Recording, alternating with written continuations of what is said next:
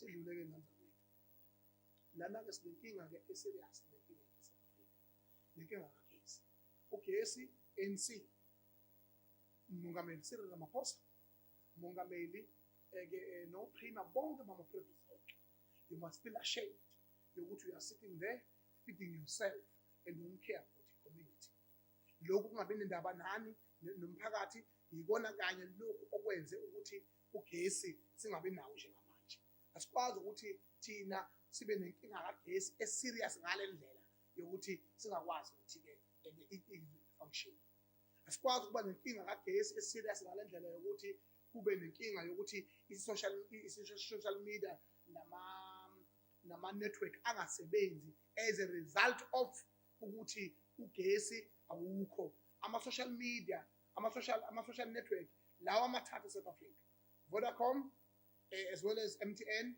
kanye no kunjani kanye no Cell C awalungise ekuthenini kube ne backup system ekuma towers abo ukuze sikwazi ukuthi siye phambili ezikhaya okunye bese singena endabeni ngapetrol upetrol iANC ilibulele izwe kusukela since the dawn of democracy all South Africa must know ukuthi ANC have destroyed this country instead of grooming it and growing it and transforming it lalibulala liqedizwe and our leaders of the past from Nelson Mandela lalingekho iphuthu uMandela athi akube revolution noma aye wrong Mandela ukuthi ahlanganise inhlanga zonke bese ethi siyafana sifana ngoba bebengaboshiwa bona kodwa kuyibona abafika ngokungemthetho kulelizwe kodwa abantu base-Afrika babefika ngokungemthetho kulelizwe banecala awukwazi kodwa ke sikho-ke lapho kodwa engikushoyo-ke njengamanje ukuthi iqiniso lonke neqiniso lodwa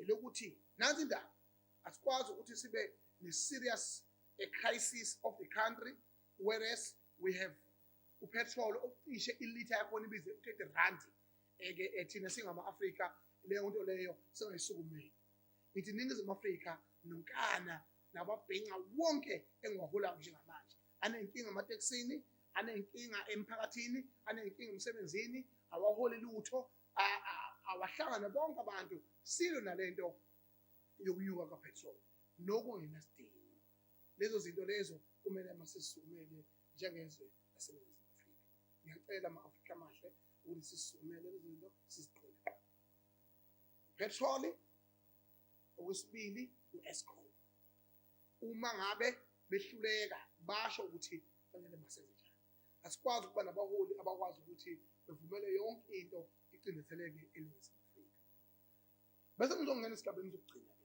complete nani bantu baseNingizimu Afrika namabhici udaba likamongameli uCyril Ramaphosa umongameli uCyril Ramaphosa unesixwaxa ngaphezulu kokuba nesixwaxa umongameli ongazange abe nencane inhlanhla ekuthenini asibole njengobaba wethu wezwe ngakho-ke I'm challenging him as a president to resign with immediate effect.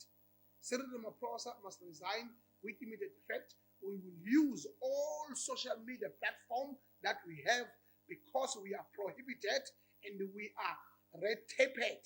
Sivumelekile we are prohibited ukuthi sikwazi ukungena kuma-platform amanye akwi-media ngenxa yani na ye-propaganda that is selling yokuthi thina asingakwazi ukukhuluma into efanele emphakathini umphakathi ozoyizwa sisemajele njengamanje kuphela unyaka kwaboshwa umongameli uZuma kwaba nenkinga eNingizimu Afrika ezingazange zibe isixazululo esibambekayo nesibonakalayo kurong kakhulu lokho ukuthi singama-Afrika singakwazi ukuthi sikulungise ubaba uZuma yebo ngaphandle kwecala njengoba-ke umongameli uZuma engaphandle kwejele kepha i-motive ne-principle that he was representing as a president of the country akakwazi ukuthi-ke leyo motive leyo ife sidinga ukuthi it must be implemented and uRamaphosa uqhamuka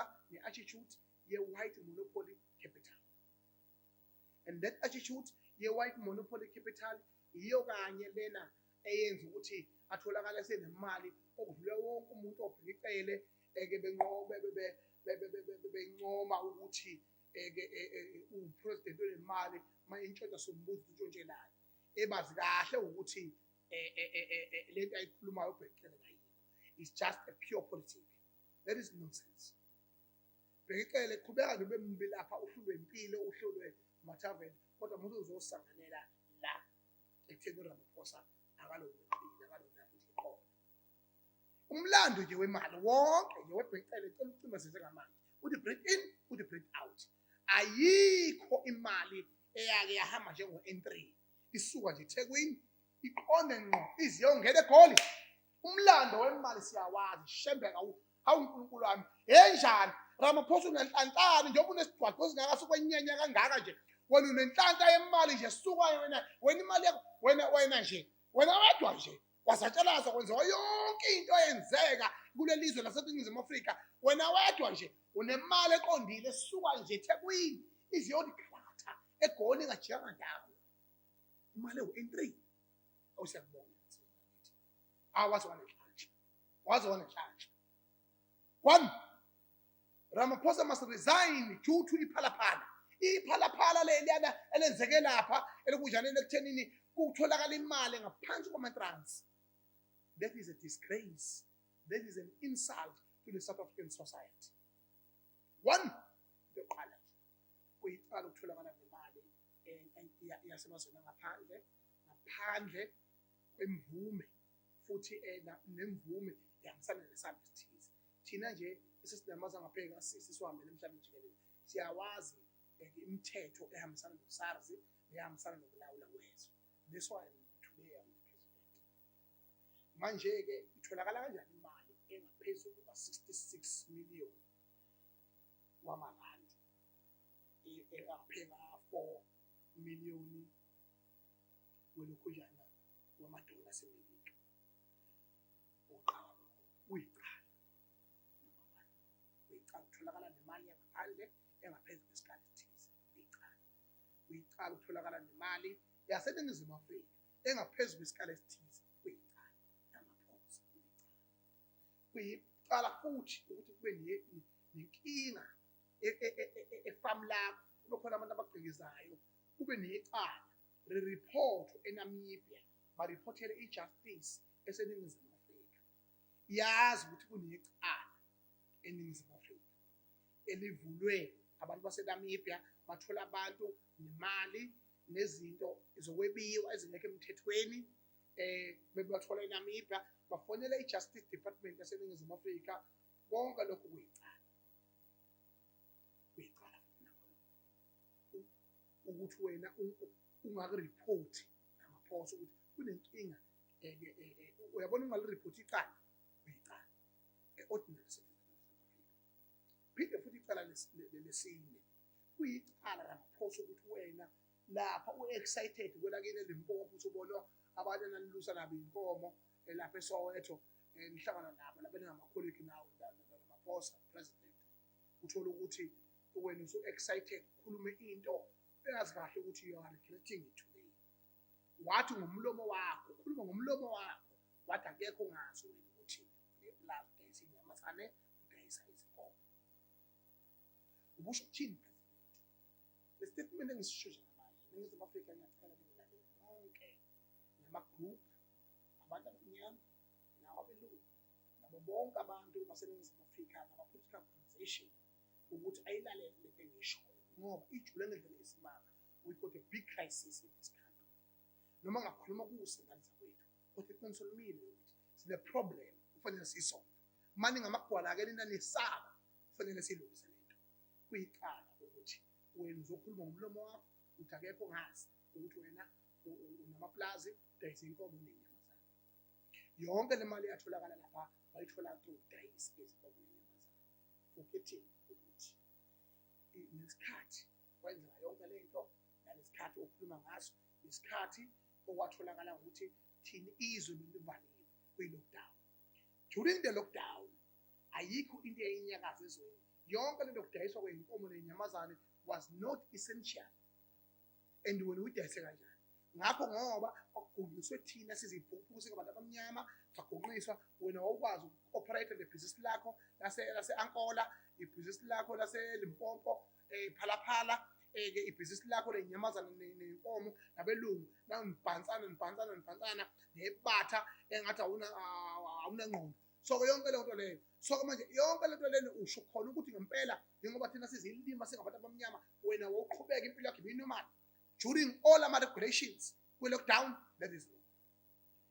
Ngabe wayideclare le mali engaka na iphalamende ukuthi wena unemali engaka uyifuyile eplazini lakho as a president ofungile wathi wena uthumela izwe laseNingizimu Afrika futhi uzohlonipha umthethosisekelo. Le mali engaka etholakala eplazini lakho ngabe wayifungela yini phanana na wayideclare na ukuthi by the way I got this amount so much and I got this awazi kwayifuna. Ngaphezu kwalokho a code of ethic yasephalamende, umthetho wasephalamende olawula amalunga ephalamende ngokuziphatha. Buka nje bangakanani abantu abawuhloniphile lo mthetho when weyiphula yonke lo mthetho. Uyakhumbula uRamaphosa ukuthi isifungo sakho sephalamende lapho uthi help me God khona njengomongameli ufungiswa amajaji kuyicala ukuphula umthetho wephalamende awungadisclose izinto onazo, ungadisclose izinto ozenzayo ube operational ngokwebhizinisi uphinde uyomemezela futhi emphakathini ukuthi wena uyaqhubeka nebhizinisi lakho ngoba that is called a conflict of interest. Awukwazi ukuba umongameli ngapha uphinde uyoba usomabhizinisi ngoba lapho abantu bazokusaba njengomongameli so the business will not operate fairly. That is wrong. I'm dealing with you today, President. Okunye futhi okulandelayo kuyicala ukuthi i-ANC as the biggest organization, as the longest serving organization in the continent of Africa, yonke operation yawo nendlela abenza ngayo bona wena bangakwazi ukubizela emthethweni wabo kwikomiti labo elikwazi ukuqondisa igwegwe labo ikomiti le-ANC ukuthi bakubizele kulona bazokubuza ngalezi zinto ukuthi uphula umthetho we-organization, uphula umthetho wephalamende, uphula umthetho wezwe ukuthi ungareport crime. You also a criminal if you don't report crime. And uphula umthetho we-lockdown kuyiqala khona lokho. Uphula umthetho wenhlangano ye-ANC kuyiqala khona lokho. Ukuphula umthetho wekomiti le-ANC kuyiqala khona lokho. Ukungahloniphi i-society of South Africa at large kuyiqala khona lokho. Mangaka amacala osiwenzile uRamaphosa, mangaka amacala osiwenzile president wethu eNingizimu Afrika. Utshelwa mina thina siyalingana nawe ngokwezinga umongameli nami ngomongameli. Ngiyakubonisa la ukuthi the solution here is for you to resign. Into yenzile utholakala uxosha umkhwebane. Umxosheleni umkhwebane ephenya wena. Usho ukuthini ngokuthi uma usuphendula wena isibili usuphendula usephalamende bekubuza ngephalaphala wathini wena na Ramaphosa wathi cha bobo lolu daba ngicela singaluthinti lusezandleni zomthetho ngoba usuwazi ukuthi lusezandleni zobhululu bakho zabantu abadeploye wena abantu bawona. You are such a dictator, you are a corrupt person, you are a person who destroying our own country, destroying our economy. You are a bad luck president, you are a fool president, you are an ugly president, you are everything that is bad in this country that ever existed. We hate you. We hate you at the fullest capacity. And if you have seen what happened in Sri Lanka and what happened in Sri Lanka, it will happen in South Africa. If you are going to kill us, you must kill us right now. I hate you, Ramaphosa, and I hate the conduct that you are doing, the way you are behaving, the way you are selling the propaganda. You are selling the propaganda with the people of South Africa. We want economy. We don't want grant. We want to own the economy. We don't want grant. We are not stupid. How many young people that are even behind us, who want to lead this country, who want to be the future of this country, while you are destroying it? Can you please leave us in this?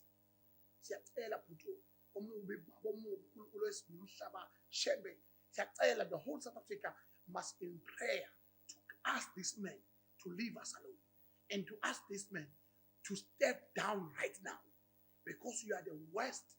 Then the clerk, border, and everyone that have dictated us, that have destroyed this country. You are worse than everyone. Uhamba ulala emngcwabeni ingane zifetshwaleni shembe uzolala lapho ulale ungabe wena uba hands on kwi-future generation. Awumxosha ucela uhambe wabelungu lapha belwa nodlame lwase-Cape Town belungisa izimo.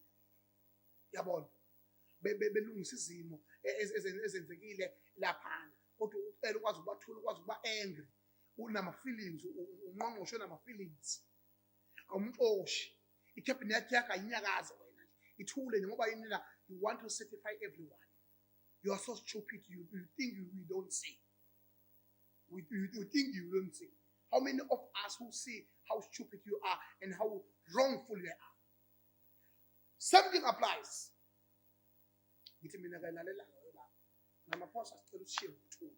Into ezokwenzeka ngithi mina everyone in South Africa #CyrilRamaphosa must go.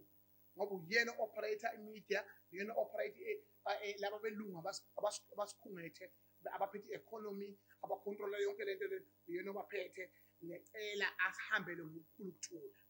Ngiyacela nje ngenzansi wethu. Mina ngisabe lutho futhi angibesabe kwayena uRamaphosa lwaka ngibesabe.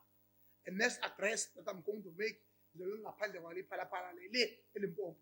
Ngiyokhuluma nalo iphalaphala qobo lwabo. Ngimvulele icala lapho la police station. USARS uthuluthini, ubani ohead uSARS in this country. Lo muntu lo akavulelwe icala. Ukuba umoyane lo nigijima la inkatholisa njengendawo kumxosha, ngoba umuntu meke oqala nje ukhombisa ukuthi ngathi uyayibona into wrong eyenzakalayo. Sho mina imbono. I-wrong le nto leyo. Ramaphosa ni wrong. Kodwa ngicabanga ukuthi umphakathi awuboni, uyabona umphakathi. Siyabona, okay, don't worry guys. Gentlemen, okay, fine guys. Can you tell me that, guys? All stupid and foolishness mistake you do, we do see. Just be quiet. And we don't have a platform to talk about it, but we are not stupid. We are smart enough to see it. Can I tell you now that we're going to share it? Yonke amasiko enwenzayo siyawabona and siyithulele ukudla nodwa angisinakile ngicabanga ukuthi sifuna amagrant siyabona siyakubona konke ukuthi ngicabanga ukuthi siyiphupho siyabona sazi ukuthi into nje efuna nje amanesiqabu siyabona yonke lento enizama siyabona. We see all this joy.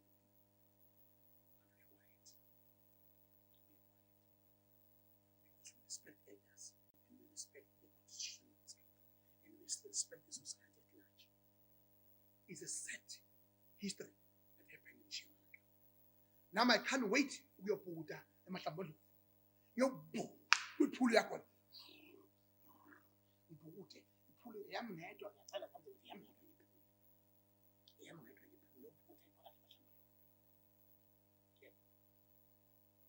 Asifuni into ewudlobongela neyimpilo elizwe, asifuni ngakho sicela ukuthi yonke lento in peace. One, Julius Malema, ngiyagcina manje nawe. Julius Malema ukhuluma kahle mfowethu, yonke into oyikhulumayo you talk right, you are historic and you are political minded. Awu yonke into oyikhulumayo iyona, siyijabulele ukwazi ukubuza nje imibuzo, ukhuluma izinto ezikwazi ukukhulumela umuntu ohleli le kude emakhaya. But shame on you. Bafile abantu abathambele. Shame on you, Julius Malema. Shame on you, Julius Malema. You are a brilliant leader, very gifted. The majority of things that you are doing, I'm looking up to you. You are my peer and you are in my age. I'm looking up to you in the majority of things that you are doing. But I'm disappointed in you. Shame on you that you are what the behavior that you portrayed during the Julius during Ubab Msholo's is not the same behavior you are portraying right now during Ramaphosa.